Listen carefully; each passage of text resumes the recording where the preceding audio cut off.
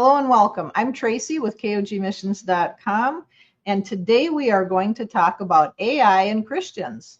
Do you think Christians should use AI? Many things are used to open us up to the occult and to normalize sin, and AI is no exception. So what should Christians do with all of these technical advancements? Using AI is not a moral issue, just like using alcohol or guns or cars is not a moral issue in and of itself. It is more about what you do with those things. Some say that AI technology has been a sort of social experiment. Whether or not we can see that as true, we do see that as it's developed, movies and books have been used to socially condition people for the future of AI. Today, AI is sold as a sort of convenience. It is used as a marketing scheme to get people to purchase products for their homes and what they use every day. In most Western countries, we see AI is connected to almost every area of our lives. Books and movies back from the 1920s onward seem to have been prophesying about what is coming. Christians should be concerned. We need to pay attention to the content of what we watch and what we listen to, young people and old alike. Humans have been looking for longer lives and even immortality since their death sentence back in the garden. Many have attempted to create a sort of utopia, and this endeavor continues today. Satan is behind it, but he cannot create. He can only pervert what God has created. Only God can create something from nothing, and only God can give unending life. There will be no utopia as people imagine. The only utopia will be God's coming kingdom, paradise restored on the earth when Jesus comes, and not on some other planet. So what is the role of technology in Satan's scheme of things? It seems to be the greatest social experiment, as I said, and it is being used for social conditioning, perhaps to prepare people for the mark of the beast. AI literature and movies have played a big role in this social conditioning. One of the biggest lies Christendom believes is that when they participate in these things, it is okay because it's not real. Just as many people participate in Halloween activities with the same reasoning. But going along with the world will only lead to bondage and eventually death. Mathematicians, scientists, and tech developers from the Industrial Revolution predicted the emergence of smart machines, or computers as we know today. The Age of Intelligent Machines, in a book by Raymond Kurzweil, was written from research going back to the 60s and 70s. Tablets, cell phones, Wi-Fi, and Bluetooth were all being fantasized back then. The Jetsons, Star Trek, Doctor Who, Star Wars, Tron, Terminator, The Matrix, and other shows and movies, including The Day the Earth Stood Still from 1951 and Metropolis from way back in 1927 with its robot Maria, they all began planting these thoughts in people's minds about what was to come. They all predated what we have today and what is coming, but they got us thinking about it, dreaming about it.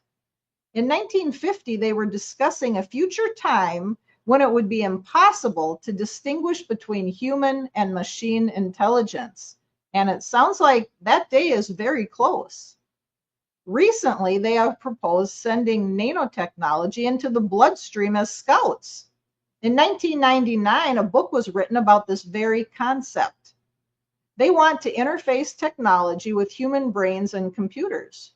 Robotics and this technology would eventually lead to transhumanism, and maybe we'll do a video talking more about that later.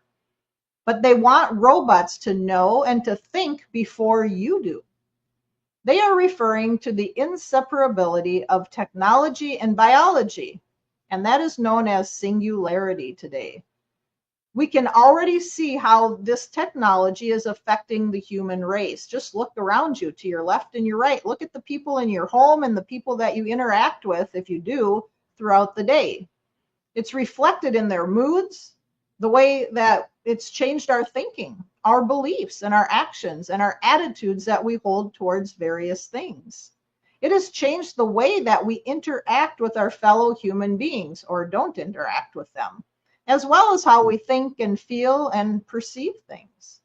It has affected our physiology and spirituality, as well as our physical and emotional well-being. It is even affecting our brains down to a neurological level. I heard that Sam Altman, the creator of ChatGPT, was playing with the next upgrade, and he said that what he saw terrified him. This should cause us to sit up and take notice if it terrified him. We can see today how it is harming us. And some say that when this technology is totally out of control, it could annihilate the human race. But we know that this won't happen because Jesus will come back before that would happen. So how are we, or more importantly, how are you using AI? And how far are you willing to go to use it in your life? You must consider this before it's too late. And you've accepted everything as the norm because everybody else is using it. And you're allowing it to influence and consume you, as it influences and consumes everybody around you in the world. And it's going to continue influencing and consuming the world. So we need to be on guard and not allow it to consume us. We must use AI for God's glory and to spread the gospel to the nations as Jesus commanded us to do. We must know, though, where to draw the line on the use of AI in our lives. As young people, you must use the brains God gave you, and old people alike, and not give your thinking over to some sort of artificial intelligence. You have the real thing, and you must not let it go to waste. As Christians, we know that all humans were created in the image of God. God is not a robot, and God does not give his glory to another. And as someone created in his image, we must not either. Next time, we will look at how we are influenced by AI and what we must do to protect ourselves and avoid being taken over by machines. Before we go, though, let's look at some sci-fi that is no longer fi or fiction, or will soon not be fiction. Think about that too as you watch these things, how Satan might use some of them in the future during the Great Tribulation. Stay on alert and on guard, and protect and guard your hearts and your minds. Until we meet again, have a blessed day.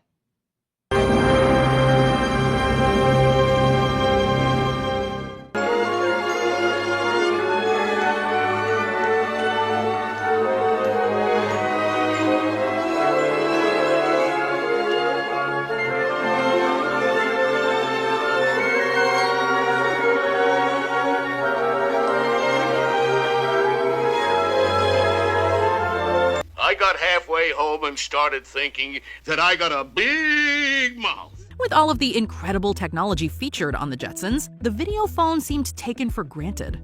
Screens of all sizes could be used for face-to-face telephone calls. There goes old Red out onto the field. Come in. This is Secret Agent X-73145 reporting into headquarters on Ultra Frequency Band 20851 with vital information. The 1963 episode Elroy's Mob rightly assumed that kids would use the gadget to watch TV in class. What you watching? It's the billionth rerun of the Flintstones. George Jetson, time to get up. What? What is it? Captain's log, stardate 1709.2. Patrolling outposts guarding the neutral zone between planets Romulus and Remus and the rest of the galaxy received emergency call from Outpost 4. The USS Enterprise is moving to investigate and assist. Outpost 4 reported under attack, sir. The message terminates. Verified, Captain. Our speed is now maximum, sir. Back to Enterprise. Spock here. Report on magnetic storm, Mr. Spock. Standard ion type, Captain, but quite violent and unpredictable. Stand by to beam up landing party. Plot an extended orbit to clear disturbance. Kirk out. Comply, Mr. Sulu. Enterprise. Transporter room energized.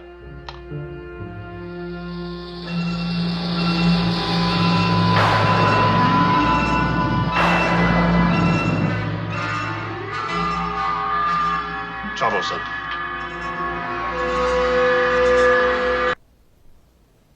Right now, we're inside a computer program.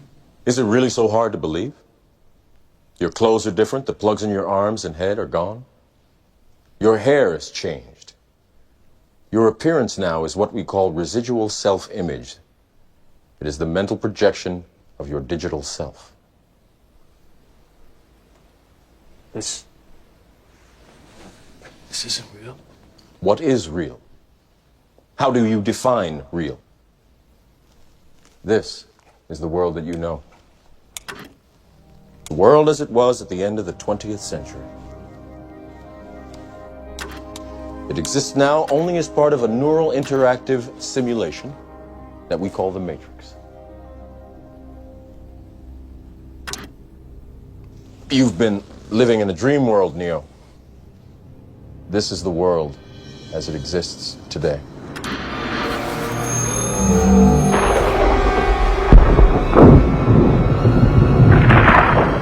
We have only bits and pieces of information, but what we know for certain is that at some point in the early 21st century, all of mankind was united in celebration. We marveled at our own magnificence as we gave birth to AI. AI? You mean artificial intelligence? A singular consciousness that spawned an entire race of machines. What is the Matrix? Control. The Matrix is a computer-generated dream world, built to keep us under control. Don't live in a dream world.